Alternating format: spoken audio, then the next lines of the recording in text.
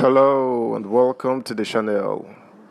Leading up to the presidential election last week, one of the main talking points was that of the PDP crisis, where Governor Wike had taken his friends and allies away from party activities as a result of certain injustices.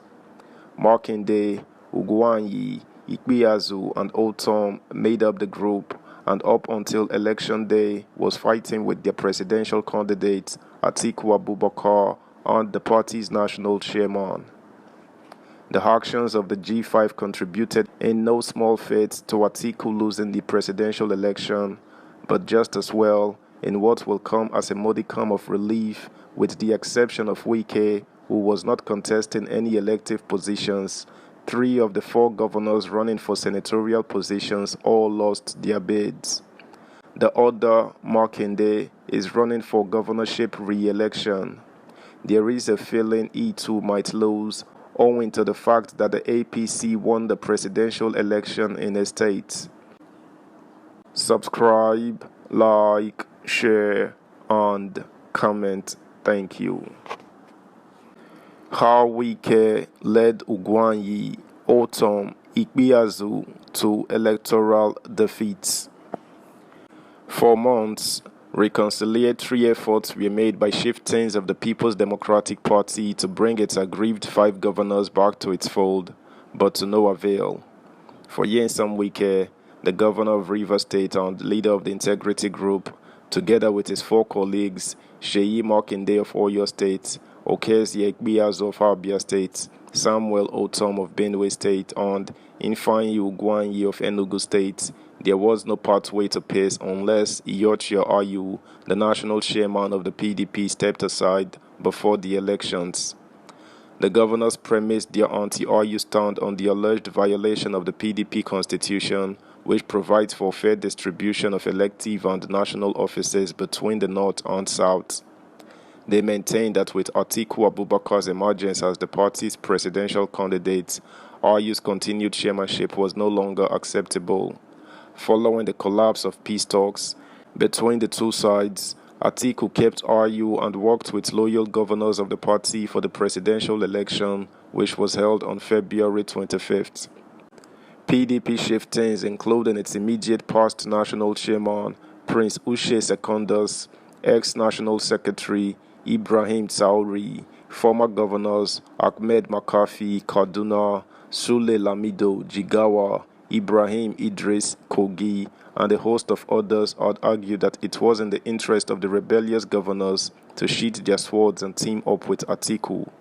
Traore was particularly philosophical. He told our correspondent in an interview that it is better for your enemy to win in your party than for your friend to win in a rival party. As it were, the Wike-led group rebuffed the gestures and counsel of party faithful, including their colleague governors. In several meetings held home and abroad, Wike assured the PDP that lessons would be learned the hard way, even as he vowed on behalf of others to reveal their adopted candidate before the election. But unlike Wike, who was not contesting any position, Makinde is seeking re-election, while the trio of Otom, Ikpeazu, and Ugwanyi were seeking seats in the Senate to represent their respective senatorial districts. At the final collation of ballots, however, the outgoing governors lost their elections, granting their enemies and political opponents the ground to mock them. Otom lost to Titus Zam of the All Progressives Congress in the race for the Benue Northwest Senatorial District. Zam, who served as special advisor to Governor Otom on local government and chieftaincy affairs before his defection to the APC, polled a total of 143,151 votes to defeat Otom, who polled 106,882 votes. Like Otom, Ugwanyi had no answer to the Peter Obi-induced Labour Party hurricane that swept across the country in spectacular fashion. His bid to represent Enugu North was frustrated by Okechukwu Ezeya of the LP, whose 104,948 votes were far above the governor's 46,948 votes. The story was the same with Ikpeazu, who lost to the All Progressives Grand Alliance candidate Eyinaya Abaribe, who garnered a total of 903 votes to beat LP's Shinedu, Onyezu, and Ikpeazu as the duo secured 43,903 and 28,422 votes respectively. Some analysts who spoke to our correspondent made some posers. Were the governors not aware that Wike had little to lose in the game that saw them more as anti-party agents than believers in the PDP creed? Could they have won had they remained loyal to the IU-led National Working Committee without bickering?